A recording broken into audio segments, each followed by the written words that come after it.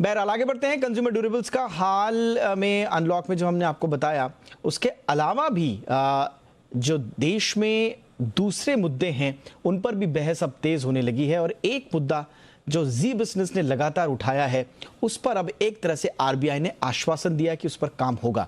RBI governor Shaktikanta दास ने current account के नए नियमों की समीक्षा करने का भरोसा दिया है। करंट अकाउंट पर रिजर्व बैंक के नियमों से इंडस्ट्री को भारी दिक्कत हो रही है।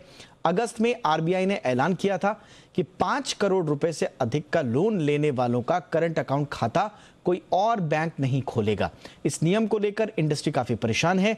शक्तिकांता दास ने आश्वासन दिया है और इसके बाद अब उम्मीद है कि कारोबारियों की दिक्कत जल्द दूर होगी।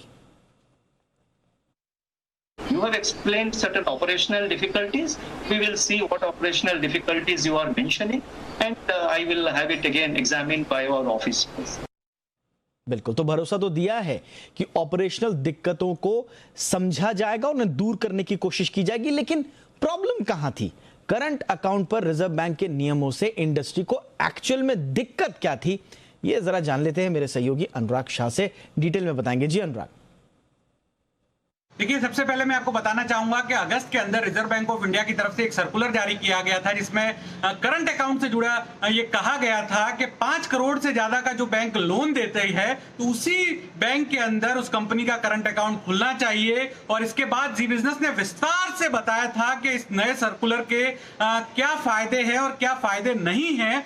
तो इसी सिलसिले में जो उद्योग जगत के एक बड़ा संगठन है, बड़ी बॉडी है, फिक्की के द्वारा आज ये मांग उठाई गई है कि इस सर्कुलर के अंदर बदलाव किए जाए। इस करंट अकाउंट से जो सर्कुलर है, इससे कंपनियों की कॉस्ट ऑफ बोरोइंग में इजाफा हो रहा है। इसके अलावा जो ऑपरेशनल काम है उसमें बढ़ोतरी हुई है। और फिक्की के द्वारा ये जो मांग की गई है रिजर्व बैंक से कि मौजूदा वक्त में जो कोरोना पेंडेमिक का वक्त है, इसके अंदर, इस सर्कुलर के अंदर बदलाव किया जाए।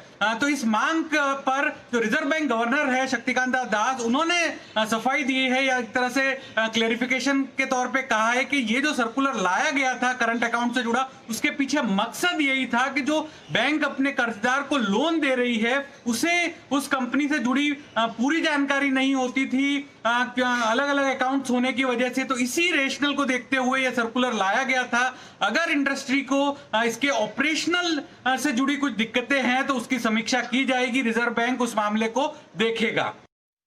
अनुराग, इस तमाम जानकारी के लिए